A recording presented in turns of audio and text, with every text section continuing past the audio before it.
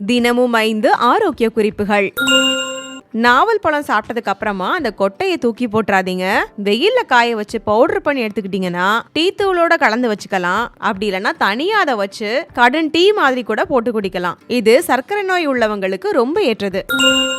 ஆடாதோட இலைய அவிச்சு கஷாயம் மாதிரி குடிச்சிங்கன்னா இருமல், சளி, ஆஸ்துமான்னு எல்லாத்தையுமே சரி பண்ணும்.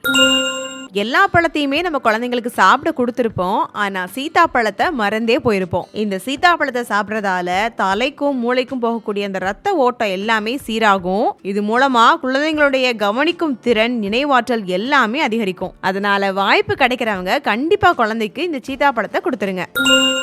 தினமும் இளநீர் குடிக்கிறவங்க என்னைக்குமே இளமையா தான் இருப்பாங்க. அட ஆமாங்க, கோடை காலங்கள்ல மட்டும் தேடி தேடி போய் குடிக்கிறோம், மற்ற நேரங்கள்ல மறந்தே போயிடுறோம் இல்லையா?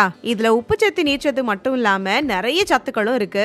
இந்த இளநீர்ல சோடியம் குளோரைடு, பொட்டாசியம், தாதுப்புகள், நீர்ச்சத்து, கால்சியம், உப்புச்சத்து, விட்டமின்கள்னு நிறைய சத்துக்கள் இருக்கு. இளநீர்ல இருக்கக்கூடிய இந்த உப்புச்சத்து நம்ம உடலுடைய வெப்பநிலையை சமச்சீரா பாதுகாக்கிறதோட மட்டும் இல்லாம வியர்வை மூலமா உப்புக்களை வெளியேற்றுது. அதனால குறைஞ்சது வாரத்துக்கு 2 தடவையாவது இளநீரை குடிக்கிறத வழக்கமா வச்சுக்கோங்க. இப்பெல்லாம் எல்லா வயசுக்காரங்களுக்குமே ரத்த கொதிப்பு, சர்க்கரை நோய், இதய நோய், மன அழுத்தம்னு எல்லாமே ஏற்படுது. இதுக்கு அதிகப்படியான கோபமும் ஒரு காரணம் தான். கோபத்தினால உடலுடைய வெப்பம் அதிகமாகி ரத்த அழுத்தம் கூடி நம்ம உடம்புல நாளமில்லா சுரப்பிகள்ல ஒருவித பதட்டத்தை ஏற்படுத்துது. இதனால ஹார்மோன்கள் சீர்குலைஞ்சு பல நோய்கள் உண்டாகுது. உடல் மற்றும் மனசுல இருக்கக்கூடிய ஒருவித உஷ்ணத்தையும் கோபத்தையும் கட்டுப்படுத்தி உடலுக்கு குளிர்ச்சியையும் மனசுக்கு அமைதியையும் தரக்கூடிய ஒரு அற்புத மூலிகை அப்படின்னா அது செம்பருத்தி தான். அந்த செம்பருத்தியில ஒரு டீ போட்டு குடிச்சிங்கன்னா அவ்வளோ அருமையா இருக்கும். நிறைய நோய்கள் வராமலையும் தடுக்க முடியும். செம்பருத்தி பூ ஃப்ரெஷ்ஷா கிடைக்காதவங்க இப்பெல்லாம் செம்பருத்தி பூ பொடி கூட ஆன்லைன்ல அவைலபிளா இருக்கு, வாங்கி வச்சுக்கோங்க.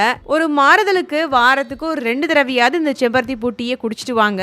உடல்ல நல்ல ஒரு மாற்றத்தையும் உணர முடியும். இந்த வீடியோல நான் அதை பின் பண்ணி வச்சிருக்கிறேன், செக் பண்ணி பாருங்க. இன்ஸ்டால இந்த வீடியோ பார்த்துட்டு இருக்கீங்க அப்படின்னா லிங்க்னு கமெண்ட் பண்ணுங்க.